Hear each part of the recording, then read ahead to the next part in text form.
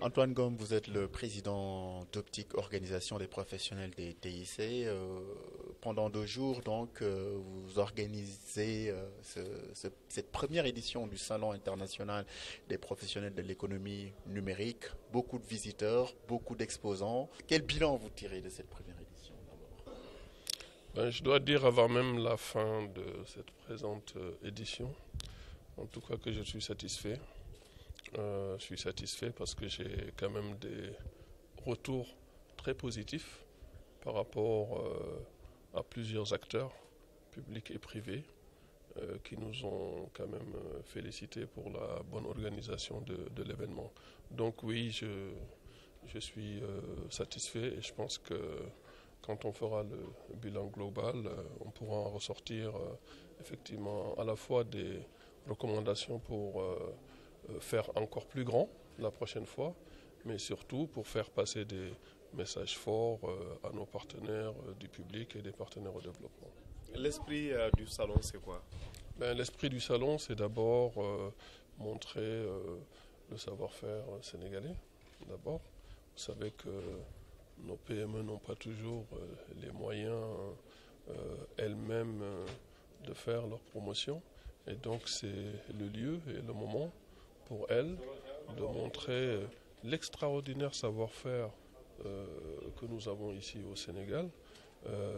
Mais aussi le CIPEN, c'est le lieu également d'aborder des thématiques qui nous semblent très très importantes, de les partager, d'échanger autour de ces thématiques-là et en dégager des pistes pour donc aller vers l'amélioration de l'environnement du secteur, aller vers le développement de l'économie numérique. On a vu que les pouvoirs publics, notamment le ministère des Postes et des Télécommunications, a saisi cette occasion pour lancer, disons, la stratégie numérique du gouvernement. Alors, qu'est-ce que ça peut représenter pour une organisation comme Optique qui a toujours demandé ça? Oui, tout à fait. Donc, nous avons vraiment, c'est quelque chose que nous saluons.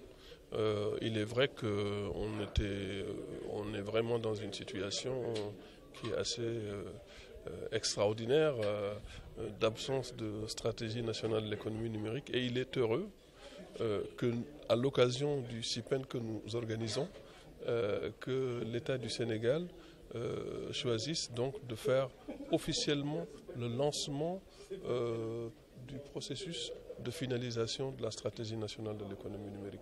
Donc cela nous honore, mais cela nous rassure aussi quand on voit le cabinet qui a été choisi, qui est le cabinet PMC, qui a des ressources, qui connaissent bien donc non seulement l'économie numérique de façon générale, mais le contexte sénégalais. Et je suis sûr que cette fois-ci sera la bonne. Nous allons pouvoir vraiment en tirer quelque chose qui emporte le consensus de l'ensemble des acteurs clés du secteur. Vous savez, une stratégie, c'est comme une boussole. Hein. Quand on n'a pas de boussole, on ne sait pas où est-ce qu'on va. Il faut d'abord qu'on sache où on va.